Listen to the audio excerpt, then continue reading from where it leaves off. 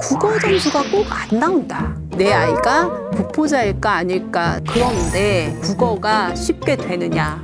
쉽게 되는 게 아니에요. 아이들에게 세상을 보여주세요. 그래야 국어 잘합니다. 유쾌한 빵!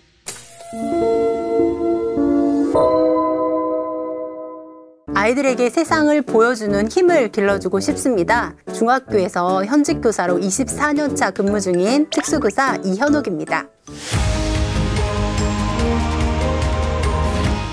선생님이시니까 아이들을 어떻게 가르치고 계실지가 궁금한데요. 중학교에서 아이한테 가장 중요한 것은 실수하고 실패해보는 거라고 생각해요. 제가 가장 많이 하는 말은요, 네가 알아서 해입니다. 그래서 아이들이 엄마 오늘 뭐 해야 돼? 라고 물어보면 네가 알아서 하는 거야. 그리고 그 결과에 대한 판단도 네가 하는 거야 라고 이야기를 하거든요. 그래서 어느 날은 저희 아들이 중학교 올라가는데 울면서 부탁하더라고요. 엄마 제발 정해주면 안 돼? 엄마 나 혼자 결정하기가 너무 힘들어. 저희 딸 같은 경우에는 고등학교 입학을 앞두고 저한테 물어보더라고요. 엄마는 참 애매해. 공부를 잘하기를 원하는 것 같기도 하고 안 원하는 것 같기도 하고 푸시를 하는 것 같기도 하고 안 하는 것 같기도 하고 라고 이야기를 해요. 그래서 제가 나도 사실은 잘 모르겠다. 나도 앞날에 네가 어떻게 살아야 될지 모르기 때문에 공부가 다인지 아닌지 모르겠다. 저는 그런 속마음을 다 아이한테 이야기를 하거든요. 그리고 같이 방향을 찾아 나가는 편이에요. 그런데 엄마가 공부와 상관없이 너한테 딱 하나 바라는 게 있다. 요즘에 엄마가 이제 AI를 많이 사용해 보면서 AI가 인간만큼 혹은 인간보다 더 생각을 많이 한다라는 거를 느꼈는데 도대체 인간은 뭐 하고 있지? 이러다가는 정말 기계의 지배를 받을 수밖에 없겠구나 라는 생각이 들었다. 그런데 너가 인생을 살면서 기계보다는 좀 더 생각을 하는 아이였으면 좋겠다. 매일 스마트폰 하는 아이 말고 기계가 알려주는 거에 좌지우지 되는 게 아니라 기계보다는 더 생각하는 아이가 되길 바란다라고 이야기를 했어요. 아이가 끄덕끄덕 하더라고요. 아이가 필요할 때마다 이야기를 하면서 너의 의견은 무엇이니? 너는 어떤 걸 바라는 것 같아? 라고 이야기를 하면서 대화를 하는 편이고요. 그리고 그럼에도 불구하고 아이가 사실 점수를 받아오면 화가 나요. 그래서 그런 일이 있을 때마다 나는 부족한 엄마, 너무 욕심 많은 엄마인가? 라는 생각이 들어서 사실 학교 선생님들이랑 이야기를 많이 해요. 아이들을 다 키운 선생님들이 꼭 하시는 얘기가 있어요. 나는 아이를 서울대 보내는 방법을 다 알고 있어. 어떻게 하면 서울대 가는지 난 다 알 것 같아. 그런데 내 아이한테 그 이야기를 100번, 1000번을 해도 내 아이는 듣지 않는다 라는 이야기를 하시더라고요. 그래서 그만큼 내 아이를 다루는 게 쉽지 않다라는 생각이 들고요. 이제 일반 선생님들도 다 마찬가지예요. 내 아이한테는 그게 안 되는 거죠. 그럼에도 불구하고 아이한테 이제 독립해서 자기 스스로 결정하고 책임을 지는 연습은 꼭 필요하지 않나 라는 생각이 듭니다. 문해력이 중요해지면서 이제 신문 읽기가 강조되고 있는 분위기예요. 신문 관련된 도서들이 많이 나오기 시작하더라고요. 신문을 어릴 때부터 읽으면 어떤 도움을 받을 수 있을까요? 아이들이 신문을 읽는다고 자부심을 갖고 있긴 한데 대체로 보면 아이돌이나 밈에 관련된 신문을 많이 읽어요. 그래서 저 같은 경우는 제대로 된 뉴스를 좀 선별해서 보여주고 싶다라는 생각이 들어서 이제 뉴스를 선별하기 시작했어요. 엄마라면 진짜 아이들한테 좋은 것만 주고 싶잖아요. 제가 그 마음으로 기사를 하나하나 골라서 아이들하고 공유하고 이야기하면서 이 토픽도 아이들한테 보여주면 좋겠다 라는 생각이 드는 것들을 모아서 책으로 엮어내게 됐습니다. 중등필독 신문에 6가지 토픽씩 있어요. 그래서 어느 한쪽으로 치우치지 않고 다양한 분야를 읽을 수 있도록 아이들한테 권하고 있습니다. 이 아이들이 신문을 좀 접근하는 방법을 알려주셔도 좋을 것 같은데요. 아이들이 신문을 펼치고 뉴스를 찾아보기가 사실 쉽지가 않아요. 그럴 때는 아이들하고 자연스럽게 대화할 수 있는 아이들이 관심 있는 분야를 선택해서 이야기를 하면 좋거든요. 예를 들어보면 요즘에 축구가 한창 결승전하고 막 이러는데 저는 축구에 대해서 잘 몰라요. 아이가 저한테 설명을 해주잖아요. 설명을 해주다가 자기도 막힌단 말이에요. 얘기를 하다 보면 보면 서로가 막히는 어떤 한순간이 탁 와요. 그러면 우리 같이 찾아보자 해서 손흥민 이번에 부상당해서 못 나온대. 근데 이게 도대체 뭐 하는 예선이야? 이런 얘기들까지 다양하게 할 수 있으니까요. 그렇게 아이들하고 이야기 물꼬를 트는데 신문을 활용하면 좋습니다. 그리고 자투리 시간을 활용하시는 게 중요해요. 그 시간 동안 질 높은 압축된 글을 읽히는 게 좋습니다. 신문이 압축되고 짧지만 아주 질 높은 어려운 어휘도 많이 나오는 글이잖아요. 그래서 논설, 기사로 되어 있는 논설 평론 이런 것들 비치해 놓으셔도 좋고요. 저 같은 경우에는 하루 동안 이렇게 찾은 기사를 카톡 가족방에 공유를 해놔요. 그러면 저녁 먹을 때 시어머니 그 주제로 이야기를 꺼내는 거예요. 그러면은 아이들이 짜잔 하고 나타나서 입을 열기 시작합니다. 그때부터 이제 대화를 이어나갈 수 있으니까요. 그때 이제 짧은 토막 기사라도 읽고 이야기할 수 있는 시간을 가지면 굉장히 유익하더라고요. 수포자, 영포자 이런 거에 비해서 국포자는 왠지 위기감을 덜 느끼는 것 같아요. 어느 수준에서 국포자라고 볼 수 있는지부터 설명해 주시면 좋을 것 같아요. 2024년에 고2를 대상으로 국어 기초학력 검사를 했어요. 그래서 그 수준에 맞는 문해력이 있는지 국어로 검사를 했는데 미달이 되는 학생이 8.6%에 해당이 됩니다. 결국 이런 학생들이 국포자에 해당이 될 텐데요. 내 아이가 국포자일까 아닐까 판단을 하시려면 다른 과목에 비해서 유독 국어 성적이 낮다. 또 내신 성적은 그럭저럭 잘 받아오는데 모의고사에서 수능은 국어 점수가 꼭 안 나온다. 교과서에 대한 내용을 잘 이해를 못하고 어휘를 잘 모른다. 그리고 한마디로 국어에 대해서 좀 낑낑대는 느낌이 있다. 이러면 혹시라도 아이가 국어를 어려워하고 있는 건 아닌지 체크해 보실 필요가 있습니다. 국어는 왜 포기하면 안 되는지에 대한 설명도 좀 부탁드릴게요. 입시에서 멘탈 관리자라고 불리죠. 1교시에 국어가 흔들렸다? 그러면 그날 수능은 망쳤다고 봐도 과언이 아닐 거예요. 국어는 언어적 사고력과 문해력을 측정하는 과목이에요. 입시에서. 국어를 포기하는 것은 정말 모든 과목을 포기하는 거다라고 할 수 있을 정도입니다. 예를 들어 보면 수학이요. 요즘 아이들 계산 정말 잘 하거든요. 그런데 서술형 문제를 만나면 아이들이 이게 무슨 뜻이야? 라고 이해를 못해서 문제를 못 푸는 경우가 많습니다. 개념을 이해하는데 필수적인 게 바로 국어죠. 원줄이라는 것의 정의를 한번 볼게요. 원의 지름에 대한 원주의 비율을 나타내는 수학적 상수로 순환하지 않는 무한소수임. 한 번에 딱 이해가 되세요? 쉽지 않을 거예요. 여기서 상수라는 게 변하지 않고 항상 같은 값을 가지는 수다라는 뜻을 모르면, 또 순환이라는 뜻을 모르면 아예 수학 자체에 접근을 할 수가 없는 거예요. 국포자들 어떻게 좀 해결해 주실 방법이 있을까요? 대치동에 귀 솔깃하시죠? 대치동의 최상위권이요. 학년별로 공부를 얼마나 할까? 그거를 조사를 해봤더니 초등학교 1학년 같은 경우는 비율로 볼 때 수학이 4, 영어 6, 국어는 없어요. 네, 그리고 점점 이제 초등학교 고학년으로 올라가면서 수학의 비중이 6으로 올라가고 영어가 4로 내려가면서 이렇게 되는데 고3을 막상 살펴보니까요.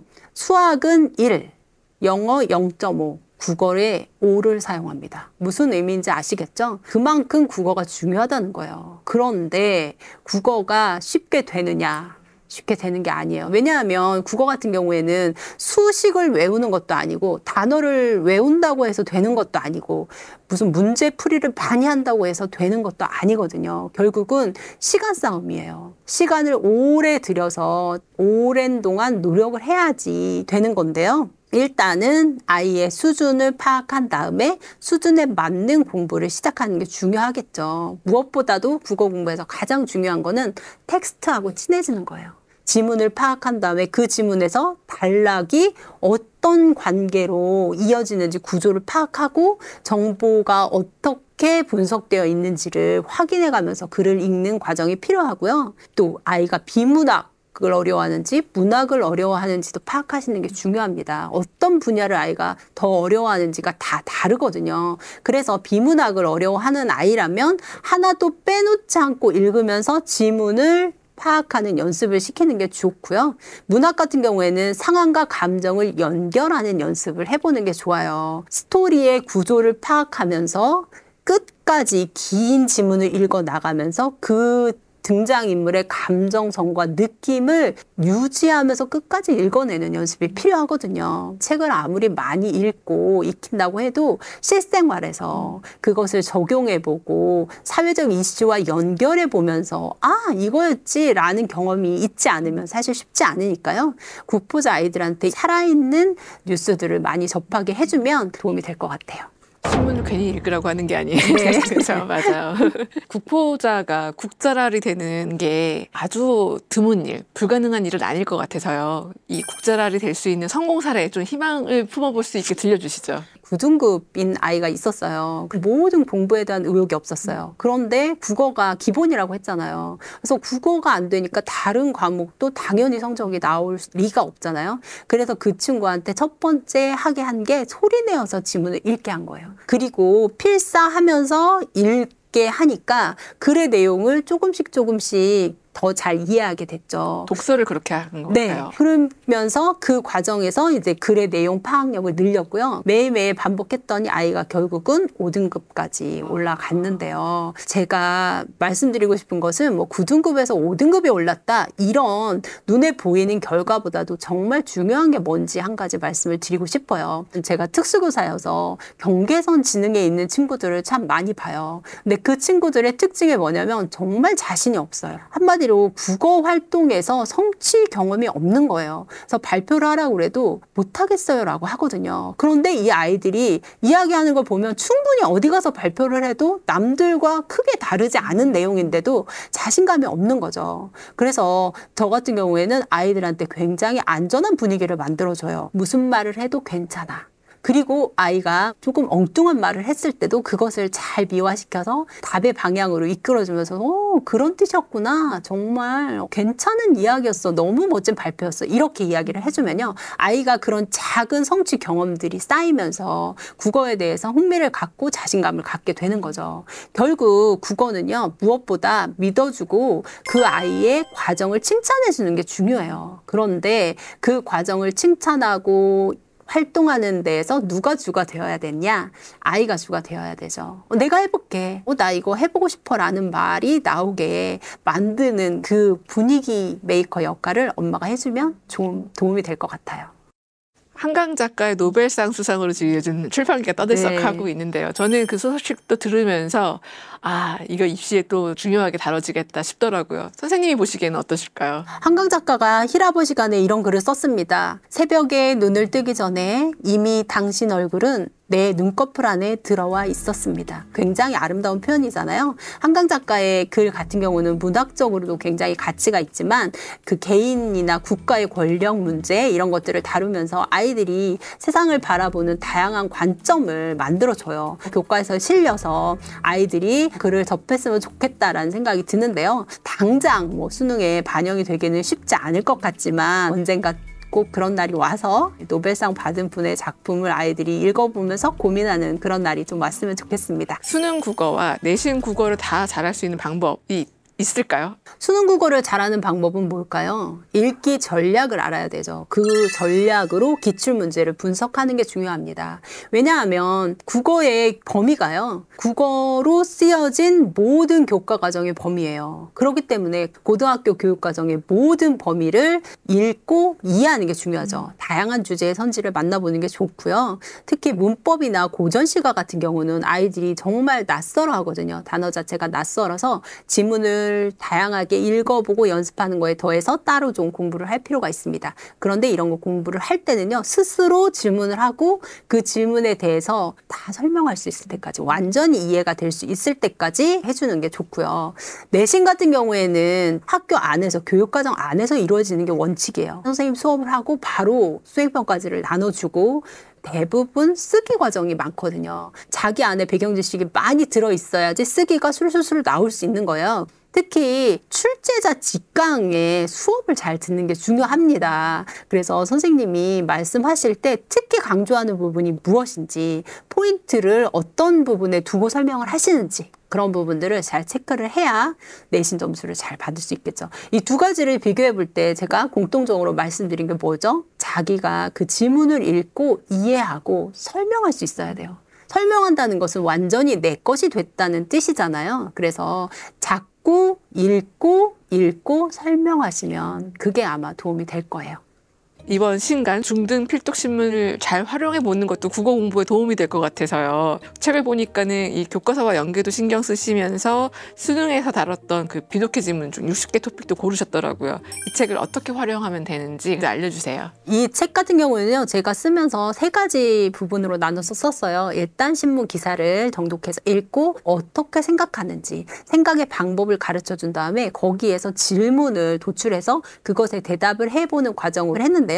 아이가 어떤 정도의 실력을 가지고 있느냐에 따라서 다양하게 좀 활용해 보시면 좋을 것 같아요. 좀 더 노력해야 될 것 같아 라는 생각이 드신다면 중등필독 신문 1에 제가 워크북을 제공을 하거든요. 놀이 위주의 활동이에요. 그래서 신문을 읽고 기사를 그림과 그래프로 마인드맵 해보는 거, 그리고 기사문을 토대로 나만의 이야기를 만들어 보는 거, 육하 원칙을 찾는 거, 기사 내용으로 광고 만들기 같은 활동을 통해서 아이가 공부인데 라는 생각보다는 좀 놀면서 배우는 그런 활동들을 해보시면 좋을 것 같고요. 중등필독신문 2에 제공되는 워크북 같은 경우에는 생각하는 방법을 배우고 또 수능에 적절한 것들을 연습하게 만들었습니다. 그래서 예를 들어보면요, 인공지능이 인간의 일자리를 빼앗을지도 모른다라는 두려움이 있는데요. 이거에 대한 기사문을 읽고 진짜 인공지능이 실생활에 도입된 사례는 뭘까? 일자리 변화의 가능성이 얼마나 될까? 인공지능 시대에 그런 필요한 역량이란 건 뭘까? 내가 기존에 알고 있던 것과 새로 알게 된 것을 연결해 가면서 생각하는 워크북 활동이 있으니까요. 그걸 활용해 보시면 좋을 것 같고, 수능의 국어 영역 5가지 영역별로 문제를 풀어보면서 수능은 이런 식으로 문제 유형이 나오는구나 라고 워크북을 통해서 연습할 수 있으니까요. 아이의 흥미에 따라서 한 가지 기사라도 좋으니까 그거를 제대로 읽고 파악한다면 이 책의 가치는 다 했다고 봐도 좋습니다. 책을 읽고 나서 이제 같이 부모님하고 이야기를 해보면 좋아요. 질문은 써있지만 아이가 혼자 질문에 대답은 잘 안 하잖아요. 어른들이 읽기에도 굉장히 좋은 내용들이 많아요. 그래서 아이들하고 그것에 대해서 토론을 해보시는데, 이때 중요한 것은 아이들이 잘난 체 할 수 있게 좀 기회를 주세요. 제가 매일 이제 저희 아이들한테 하는 얘기예요. 네가 어떻게 그걸 알지? 이렇게 이야기하면 정말 입 닫은 사춘기도 입 열 수 있습니다. 입시에서 문해력뿐만 아니라 이제 비판적 사고력도 굉장히 강조되고 있어요. 선생님 책을 읽어보니까 2021년 수능에서 다뤘던 문제라고 해서 이제 3D 합성 영상 관련된 내용이 있고, 거기에 이제 요즘 최근에 문제가 됐던 딥페이크가 같이 언급이 되면서 비판적인 질문들을 좀 넣어주셨더라고요. 문해력도 키우면서 비판적 사고력도 키울 수 있는 방법을 알려주시면 도움이 될 것 같아요. 아이들한테 비판적 사고를 키워주기 위해서는 질문하고 질문에 대답하고 질문을 만들어보는 연습이 필요합니다. 한번 연습을 해볼까요? 한강 작가의 소년이 온다를 번역하면 뭐라고 하시겠어요? 보통 뭐 The boy is coming? 네, 이렇게 할 수도 있잖아요. 그런 이야기를 아이한테 질문을 딱 던져보는 거예요. 너는 뭐라고 번역을 할래? 라고 이야기를 꺼내보는 거죠. 데보라 스미스 같은 경우는 휴먼 액츠라고 번역을 했어요. 그러면 나 같으면 어떻게 할까? 나는 역사를 짊어진 소년? 뭐 어두운 도시? 광주의 메아리 뭐 이렇게 해볼 것 같은데 너는 어때? 이렇게 던져보는 거예요. 그런 연습들이 아이들한테 비판적 사고력을 키워주는 그런 과정이 되겠죠. 다이소에 대한 이야기로도 질문을 만들어 볼 수 있겠죠. 다이소에서 너라면 무슨 물건을 만들 것 같아? 라는 이야기. 다이소에 갔는데 어떤 물건이 좋았어? 어떤 물건은 좋지 않았어? 이런 이야기들을 할 수 있겠고요. 내가 만약에 다이소 디자이너라면 나는 어떤 물건을 만들까? 그러면 아이들이 생활에서 어떤 점이 불편했지? 그리고 어떻게 개선되면 좋겠지? 라는 생각을 할 수 있잖아요. 그런 질문들을 통해서 아이들이 생각을 좀 키워나가고 비판적 사고력을 키울 수 있겠죠. 저희 유쾌한 밤 시청자들에게 힘이 나는 말씀 부탁드리겠습니다. 동물학자가 지나가다 웅덩이를 봤습니다. 웅덩이를 이렇게 가만히 보고 있더니요, 와, 여기 수백만 개의 우주가 있네 라고 했대요. 옆에서 지켜보던 농사꾼이요, 무슨 올챙이밖에 없는데?